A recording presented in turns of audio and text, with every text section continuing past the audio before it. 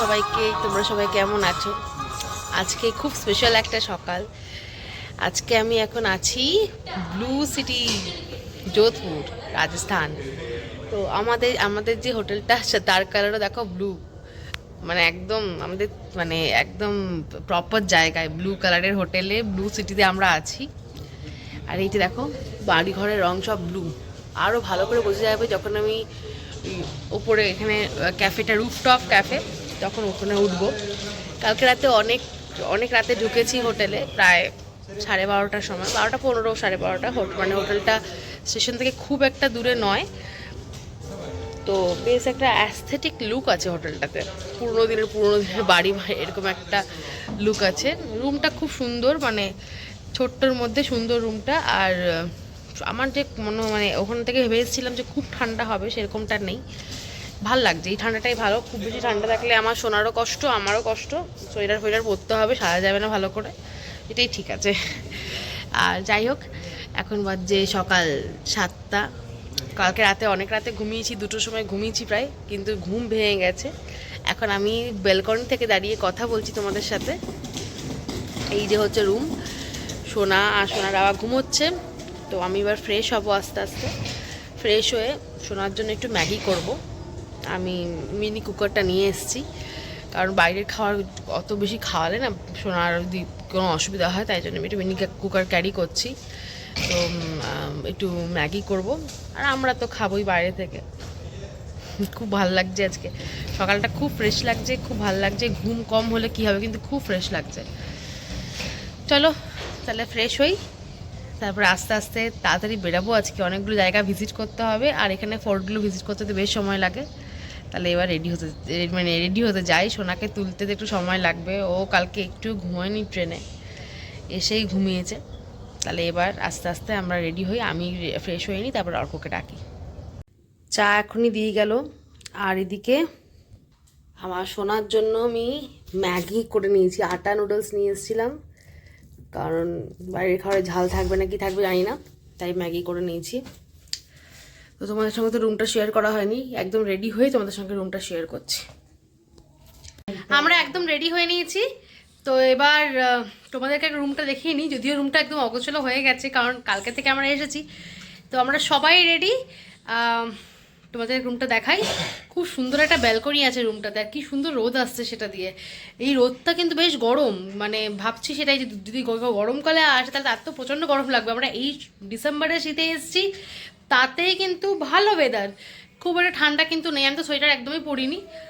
দেখাচ্ছি তোমাদের রুমটা। এই যে তোমাদেরকে ব্যালকনি থেকে দেখাতে শুরু করলাম। এই যে আমাদের একটা লম্বা ব্যালকনি আছে রুমের সাথে একদম, আর একদম বাড়ির ভিতরে। আর এখানে রাজস্থানী বাড়িতে যেরকম থাকে একটা বড় উঠোন, সেরকম আছে। এই মানে হোটেল, রেস্টুরেন্ট যাই বলো, তো এটার ওপরে রুফটপ ক্যাফে আছে। আমরা এখানে যাইনি এখনও, যাবো একবার ডিনার করতে মোস্ট প্রবাবলি। তো এই হচ্ছে আমাদের রুম। এখানে এই দরজাটা দিয়েও এন্টার করা যায়, এই দরজাটা দিয়েও এন্টার করা যায়। তো দেখাই, এই যে দেখো, এখানে একটা সাইড টেবিল ছিল, এখানে আমরা লাগেজ টাগেজ সব রেখেছি। এখানে একটা ইলেকট্রিক কেটেল দেওয়া ছিল। আর এই হচ্ছে আমাদের আয়না। হ্যাঁ মা, আমার কাছে যেতে চাইছিলাম, আমাকে নিয়ে যাবো তোমাকে। টিভি দেখে যেটা আমরা একেবারেই দেখবো না, একদম রাজস্থানী স্টাইলের একটা আয়না।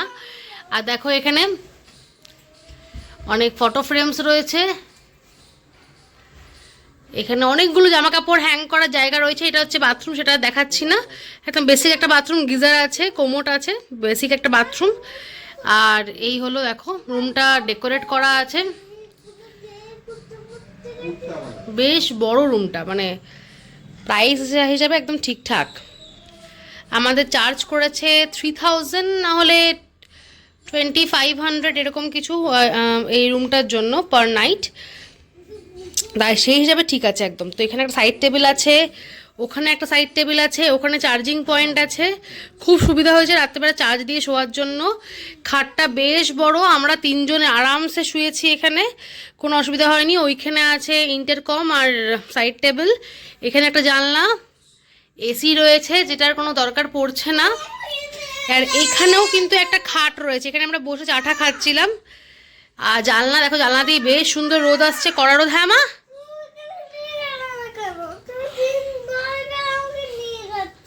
আমি তোমাকে নিয়ে যাবো তো। আর এই যে আমার সোনা কিন্তু রেডি, আমার সোনাও হচ্ছে ব্লু সিটিতে ব্লু পরে নিয়েছে, ব্লু সিটিতে ব্লু পরে নিয়েছে। আমি আর সোনা ম্যাচিং ম্যাচিং, সোনা পরে সাথে ম্যাচিং ম্যাচিং।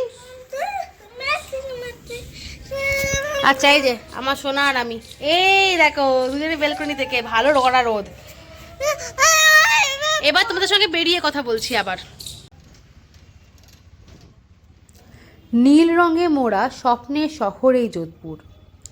রাজস্থানের বুকে দাঁড়িয়ে থাকা যোধপুর যেন ইতিহাস আর রঙের এক জীবন্ত গল্প। পুরনো শহরের নীল বাড়িগুলো যোধপুরকে দিয়েছে ব্লু সিটি নাম। এই নীল রং শুধু চোখের আরামই নয়, বরং শহরের পরিচয় ও ঐতিহ্যের প্রতীক। আমরা এখন পৌঁছে গেছি উমেদ ভবন প্যালেস। এই হলো প্যালেস। আমিও ঘুরবো, তোমাদেরকেও দেখাবো প্লেসটা। খুব সুন্দর হেরিটেজ বিল্ডিংটা, খুবই সুন্দর। তো চলো দেখি, তোমাদেরকেও দেখাই। রাজস্থানের যোধপুর শহরে দাঁড়িয়ে থাকা উমেদ ভবন প্যালেস শুধু একটি প্রাসাদ নয়, এটি রাজকীয় ঐতিহ্য আর আধুনিক বিলাসিতার এক অপূর্ব মেলবন্ধন। চিত্রা পাহাড়ের ওপর নির্মিত এই প্রাসাদটি দূর থেকেই নজর কেড়ে নেয় তার বিলাসতা আর সৌন্দর্যে। উমেদ ভবন প্যালেস তৈরি হয়েছিল মহারাজা উমেদ সিংহের আমলে।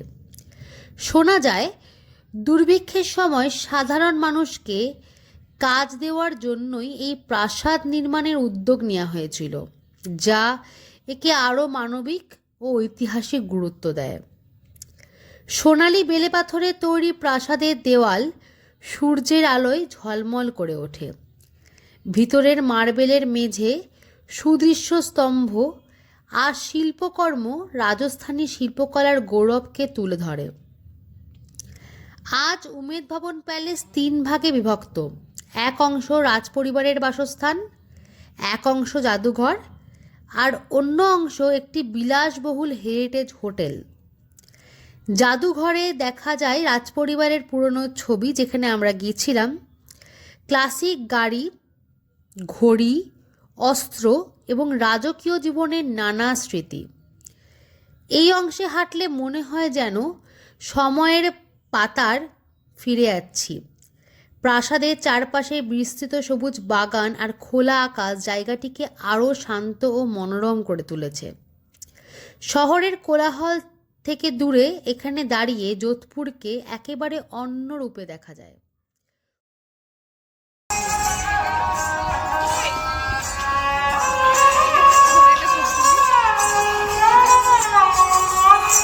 যোধপুরের কোলাহল ছেড়ে একটু দূরে এলেই সাদা মার্বেলে মোড়া এক নিঃশব্দ অনুভূতি, যশবন্ত থাগা। এখানে শব্দ কম, কিন্তু অনুভূতি অনেক গভীর। সাদা পাথরের গায়ে পড়া সূর্যের আলো যেন নীরবে ইতিহাসের কথা বলে। প্রতিটি ধাপে হাঁটলে মনে হয় সময় ধীরে ধীরে থেমে গেছে। যশবন্ত থাগা শুধু একটি স্মৃতিসৌধ নয়, এটি ভালোবাসা, শ্রদ্ধা আর রাজকীয় স্মৃতির এক শান্ত ঠিকানা। চারপাশের নীরবতা হৃদয়কে অদ্ভুতভাবে ছুঁয়ে যায়। এখানে এসে মন আপনা থেকেই শান্ত হয়ে যায়, চোখ দুটো ভরে যায় আকাশে। দূরে মেহেরগড় দুর্গ দাঁড়িয়ে থেকে নীরব প্রহরীর মতো, আর নিচে এই সাদা সৌন্দর্য, শক্তি আর কোমলতার এক অনন্য গল্প। যশবন্ত থাগা এমন এক জায়গা যেখানে ছবি তোলার আগে মনটা থেমে যায়, আর মন থামলে চোখ আপনিই সুন্দর দেখতে শেখে।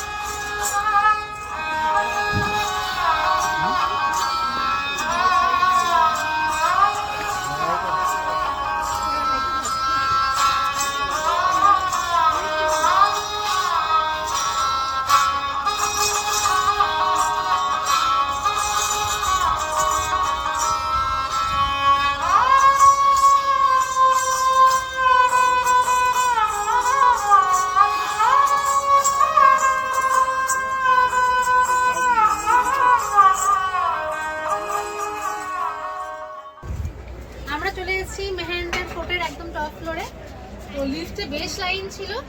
তো যাই হোক, লিফট ছাড়া তো আসার উপায় নেই, কারণ সোনাকে নিয়ে আসবো। তো চলে এসেছি একদম চক করে, খুব সুন্দর এখানে রোদ পড়েছে, দারুণ লাগছে। এখান থেকে ভিউটা অসাধারণ। ব্লু সিটি, প্রত্যেকের অনেকের বাড়ির ছাদগুলো একদম ব্লু ব্লু হয়ে রয়েছে। তো খুব ভালো লাগছে এখান থেকে, দারুণ দারুণ ভিউ।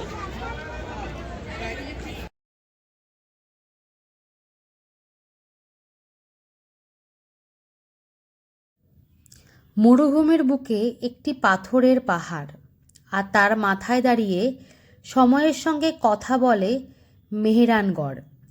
এখানে বাতাসও ধীরে বয়ে যায়, যেন ইতিহাসকে জাগাতে ভয় পায়। দেওয়ালের গায়ে লেগে আছে অগণিত না বলা গল্প, যুদ্ধের ধ্বনি আর সাহসের নীরব প্রতিধ্বনি। নিচে নীল শহর, ওপরে এই অচল পাহারাদার। মাঝখানে দাঁড়িয়ে মানুষ হঠাৎই বুঝে যায় সে কতটা ক্ষুদ্র। সূর্য যখন অস্ত যায়, মেহেরানগড়ের ছায়া লম্বা হয়ে পুরো শহরটাকে ছুঁয়ে ফেলে, যেন অতীত এসে বর্তমানকে এক মুহূর্তের জন্য আলিঙ্গন করে। এখানে দাঁড়িয়ে চোখ ছবি তোলে, কিন্তু হৃদয় ধরে রাখে অনুভূতি। মেহেরানগড় এমন এক জায়গা যা দেখা শেষ হলেও অনুভব কখনো শেষ হয় না। প্রতিটি ইট যেন বলে, আমি শুধু প্রাচীন নই, আমি অটল। নীল শহর তার পায়ের কাছে শিশুর মতো ঘুমিয়ে থাকে, আর মেহেরানগড় পাহারা দেয় স্বপ্ন আর স্মৃতির। অদ্ভুত এর সজ্জা, দেখলে চোখ মন দুই জুড়িয়ে যায়।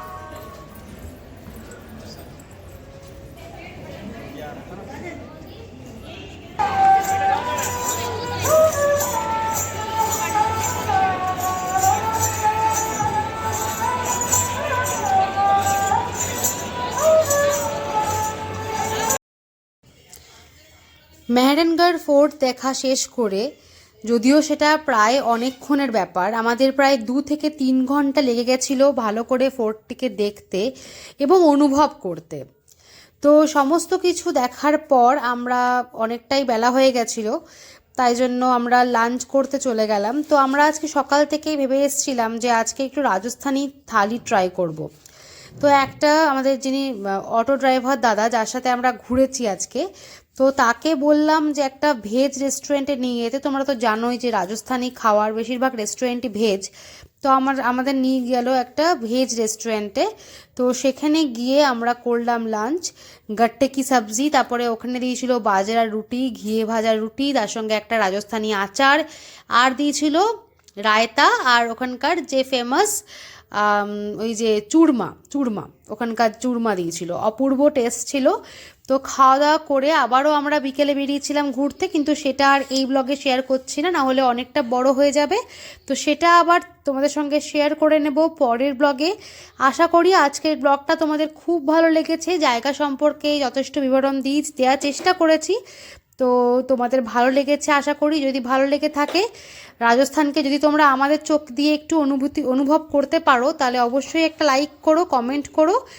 আর পরের ব্লগে আমি পরবর্তী অংশ তোমাদের সঙ্গে শেয়ার করে নেব। তো আজকের জন্য এতটাই, আবার নেক্সট ব্লগে তোমাদের সঙ্গে দেখা হচ্ছে। বাই।